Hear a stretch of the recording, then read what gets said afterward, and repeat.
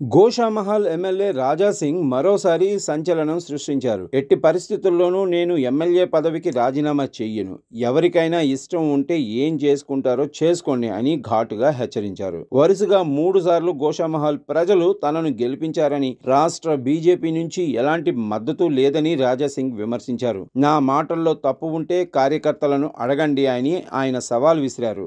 కొంతమంది పార్టీ పెద్దలు పదవుల కోసం మౌనం వహిస్తున్నారని ఆరోపించారు. తాను మాత్రం ప్రజల కోసం ఎవరినైనా ఎదిరిస్తానని ఆయన స్పష్టం చేశారు. పార్టీ పెద్దలు తప్పు చేస్తే తప్పక ప్రశ్నిస్తానని చెప్పారు. ప్రజల శ్రేయస్సే తనకు ప్రధానం అని ఆయన ధీమా వ్యక్తం చేశారు. తాను బీజేపీలోనే ఉంటానని, కానీ సెక్యులర్ వాదిని కాదని, తాను ఎప్పటికీ బీఆర్ఎస్ లేదా కాంగ్రెస్లో చేరనని ఖరాఖండిగా చెప్పారు.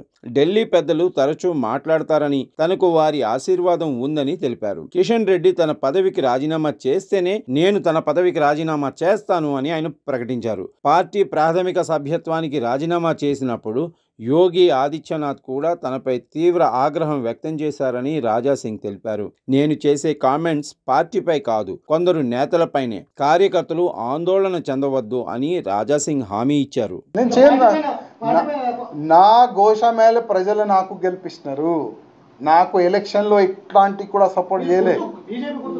ఎప్పుడు కూడా ఎలక్షన్లో నాకు ఏమి కూడా సపోర్ట్ చేయలే. మూడోసారి కూడా గోషామహల్ ప్రజలు నాకు గెలిపిస్తున్నారు. రాజీనామా ఇచ్చే అసలు అది ఆ ఛాన్స్ కూడా రాదు. నేను ఈయన కూడా ఏం చేస్తారో చేసుకోండి.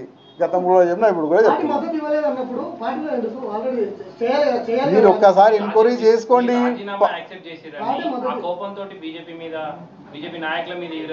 నేను ప్రతి ఒక్క మెసేజ్ మీరు చూసుకోవాలి. నేను ప్రతి ఒక్క మెసేజ్ తప్పు ఉంది అని కార్యకర్తలతో చర్చ చేసుకోండి. నేను ఇచ్చిన ప్రతి ఒక్క మెసేజ్ కార్యకర్తలకి ఫేవర్గా ఉంటుంది. నా మెసేజ్ వాళ్ళు చేస్తున్న తప్పులు ఓకే, బీజేపీలో ఉన్న కొంతమంది భయపడి మాట్లాడరు. వాళ్ళకి పదవి భయం ఉంటుంది, పోస్ట్ భయం ఉంటుంది, ఏదో ఒక ప్రాబ్లం వాళ్ళకి ఉంటుంది. అందుకోసం వాళ్ళు మాట్లాడతలేదు. కానీ నాకేం ఆశ లేదు. గతంలో కూడా లేకుండే, ఇవాళ కూడా లేదు. ఎప్పుడెప్పుడు బీజేపీ వాళ్ళు ఇవాళ ఓపెన్ చెప్తున్నా, ఎప్పుడెప్పుడు మీరు తప్పు చేస్తే అప్పుడప్పుడు నేను మాట్లాడతాను.